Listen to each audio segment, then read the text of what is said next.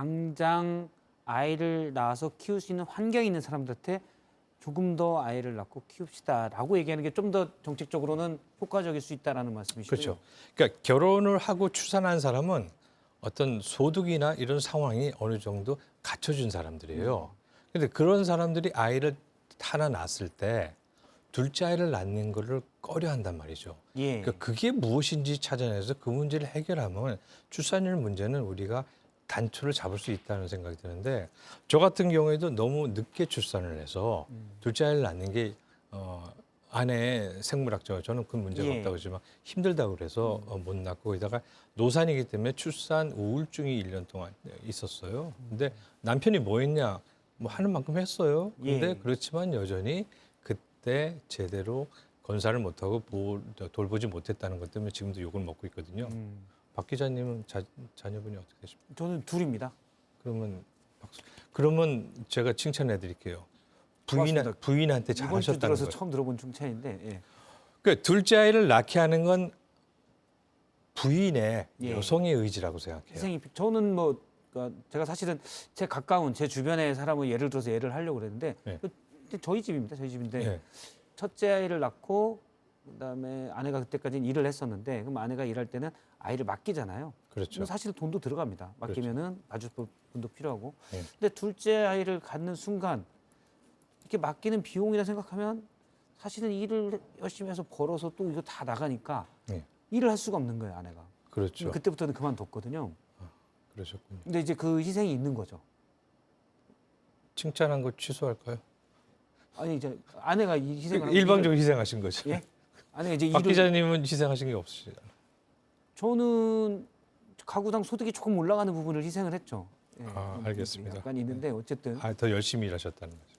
그건 아닌데 일단 열심히 일해야 된다는 부담은 갖고 있었죠. 예. 그건 명확히 다른 겁니다. 부담을 갖고 있는 것과 실제 열심히 일한 건 다른 건데. 열심히 일하셨을 것 같아요. 예. 근데 어쨌든 둘을 그 뭐 저 주변에서 봐도 당연하더라고요. 둘을 직장을 다니면서 아이 둘을 키우기는 정말 힘든 그렇죠. 그런 것 같아요. 그러니까 정부나 사회나 또 직장에서 둘째 아이를 낳는 방법이 뭔지를 하면 사실 하나의 답은 없어요. 예. 케이스마다 다르고 가족마다 다르고 직장마다 다른데 각자가 자기 숙제로 고민을 해야 되거든요. JTBC에서는 직원들이 혼인하고 출산을 했을 때 둘째 아이를 낳기 위해서 뭘 해야 되는지를 각자 고민해야 되거든요. 예. 그러니까 저희 회사 앞에 어린이집이 있습니다. 그거는 굉장히 훌륭한 거죠.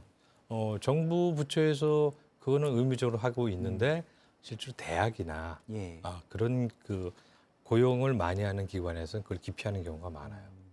제가 꼭 저희 학교를 얘기하는 건 아니지만 유아교육이라든가 그런 과가 있는 데는 병설, 부설, 유치원, 어린이집이 있지만 예. 그렇지 않은 학교는 그걸 만들지 않고 있는데 어. 현행법상 200명 이상의 고용을 하고 있는 직장에서는 무조건 의무적으로 하게 돼 계속 예. 운영하게 돼 있는데 그걸 그냥 페널티, 벌금만 물고 안 하는 경우도 많아요. 근데 그거 사실은 부끄러운 일이거든요. 예. 의무를 하고 있지 않은 거기 때문에. 그러면서 말로만 이제 출산율이 문제다, 국가가 문제다 이러는 것 자체가 모순적인데, 여자분들이 첫째 아이에서 둘째 아이를 낳지 않을 때 그 전에 많은 사람들이 주위에서 약속을 해요. 아이를 키워주겠다, 나라에서 하겠다, 가족이 하겠다, 시부모 하겠다 그런 약속을 하지만 실제로 아이를 낳았을 때는 여자들이 다 독박 쓰고 있는 느낌이 들어요. 예.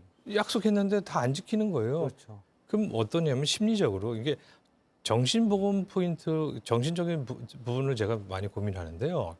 산후우울증이 이미 중년으로 들어가는 이제 30대 후반에 출산이 많거든요. 예. 30대 후반에 첫 아이를 출산하면 생물학적으로 둘째 아이를 낳기가 어려워요. 통계적으로 인터벌이 한 2년 정도 되지만 실제로 우리가 2년 만에 아이를 낳는 사람은 거의 없거든요. 예. 3년 정도 인터벌 줘야 되면 33, 4세 혼인을 하면 쌍봉이라서 허니문 베이비에서 그해 낳거나 2년 뒤에 낳습니다. 그러면 이제 32, 33세 낳으면 첫 아이가 34 정도 되죠. 통계적으로 그렇게 나옵니다. 그러면 36세 둘째나 36세, 7에 둘째 아이를 낳아야 되는데 둘째 아이를 낳을 때 이미 몸이 말을 안 듣고 예. 심리적으로도 그렇고 배신감을 많이 느끼고요. 이런 얘기를 해요. 제가 인터뷰를 좀 해보거든요. 예. 다산 가구들 인터뷰를 해봐요. 그 해남이라 이런 데 이제 출산율이 한 3 가까이 되는 지역이 있거든요. 근데 그쪽에 출산한 부인들하고 이제 인터뷰를 해보면 이런 얘기를 해요. 좋아서 난 게 아니고 아이 낳아서 행복한 거 아니다. 아이는 고맙지만 아이 키우는데 자기가 얼마나 힘든지 마치 껌껌한 굴에서 예. 곰이 100일 동안 마늘 먹고 연명하는 그런 기분이라는 거예요. 아이 키우는 게. 아이들 어렸을 때 키울 때요. 그러니까 아이를 처음에 낳아서 아이를 이게 이제 본능적으로 보호하고 키워야 될 때 남편이 옆에 있으면 뭐라도 심부름에다 시키고 잠깐 보고 자기는 뭐 물이라도 마실 텐데 완전히 아이를 놓고 다들 가버리면 정말 그렇죠. 껌껌한데 곰 같은 기분이 든다는 거예요. 근데 그 트라우마가 우리 사회 그 둘째 아이를 낳지 않는 그 기혼 여성의 원인이 되는 거거든요.